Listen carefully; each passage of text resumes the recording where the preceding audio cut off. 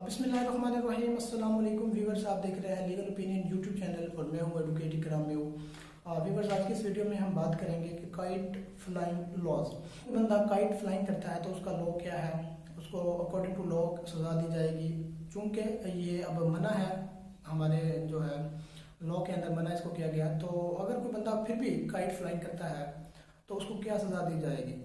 The Punjab prohibition of dangerous kite flying activities ordinance 2001, इसका section number जो 4 है वो बहुत ज़्यादा इंपॉर्टेंट है, जो हमें बताता है कि अगर कोई बच्चा काइट फ्लाइंग करता है तो ना सिर्फ उसको सजा दी जाएगी, बल्कि अगर कोई बंदा काइट तैयार करता है या फिर उसको सेल करता है या फिर उसकी जो डोर वगैरह होती है उसको तैयार करता है, इन तमाम प्रोसेस के अंदर जो बंदा शामिल होगा और जो बंदा इसको काइट को फ्लाई कर रहा है, उड़ा रहा है, तो काइट फ्लाइंग कर रहा है, तो इन तमाम को सजा दी जाएगी। और सजा होगी 3 साल तक इनको इम्प्रिजनमेंट दी जा सकती है, प्लस 1 लाख रुपए इनको फाइन किया जा सकता है।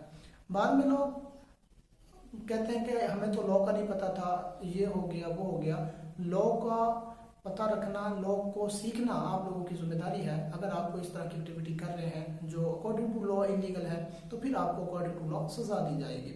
अब इसका प्रोसीजर क्या होता है, आपको कौन बंदा जो है अरेस्ट कर सकता है, सब इंस्पेक्टर लेवल का कोई भी पुलिस ऑफिसर जो होगा वो विदाउट वारंट आपको अरेस्ट कर सकता है। जिस जगह पर आप जो है वो काइट तैयार कर रहे हैं या सेल आउट कर रहे हैं, वहां पर जो है छापा मार सकता है और तमाम जो चीजें हैं उनको अपने कस्टडी में ले सकता है। अब होता यह है कि कुछ अरसे के लिए जो बैन जो है वो लिफ्ट कर लिया जाता है, वो ख़त्म कर लिया जाता है, उठा लिया जाता है कुछ अरसे के लिए। उसका प्रोसीजर ये होता है कि ज़िला नाज़िम साहब जो है पहले गवर्नमेंट से जो है परमिशन लेते हैं, इजाज़त लेते हैं कि स्पेसिफिक टाइम के लिए उनको परमिशन दी जाए। आप अक्सर सुनते होंगे कि बसंत जो है त्यौहार जो है काइट फ्लाइंग का वो मनाया जाएगा फलां डेट को, फलां इलाके में मनाया जाएगा, इस तरह का प्रोसीजर होता है। तो उसका तरीका ये होता है कि नाज़िम साहब जो ज़िला नाज़िम साहब जो है गवर्नमेंट से उसकी परमिशन लेते हैं और 15 दिन के लिए उनको परमिशन मिलती है, तो उसके बाद जो है वो काइट फ्लाइंग का जो त्यौहार है वो मनाया जाता है। लेकिन अब होता अक्सर यहाँ पर ये है कि अगर कोई बंदा काइट तैयार करना चाहता है, परमिशन मिल गई है ज़िला नाज़िम साहब को, तो अगर कोई बंदा काइट तैयार करना चाहता है तो वो ज़िला नाज़िम के पास जाएगा, उसको बताएगा, वहाँ पर अपने आप को रजिस्टर्ड करवाएगा। उसके बाद वो जो है काइट की प्रोडक्शन करने का मजाज होगा, काइट जो है तैयार कर सकता है। लेकिन अगर वो विदाउट इन्फॉर्मेशन टू जो है ज़िला नाज़िम साहब को इन्फॉर्मेशन दिए बगैर काइट तैयार करेगा तो उसको सज़ा दी जाएगी और उसकी सज़ा 6 मंथ इम्प्रिजनमेंट हो सकती है।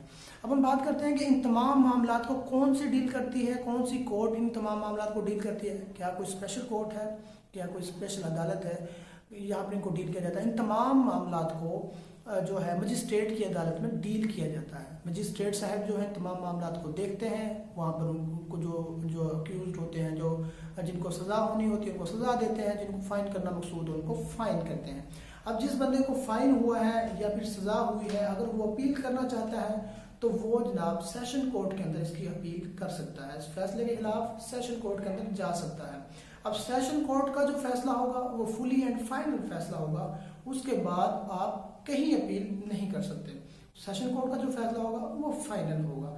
उम्मीद है आज की इस वीडियो से आपने कुछ ना कुछ ज़रूर सीखा होगा कि काइट फ्लाइंग अगर अकॉर्डिंग टू लॉ मना किया गया है, अगर वो फिर भी कोई बंदा काइट फ्लाइंग करता है तो उसकी सज़ा क्या है, उसको फाइन क्या हो सकता है, उसको क्या सज़ा मिल सकती है।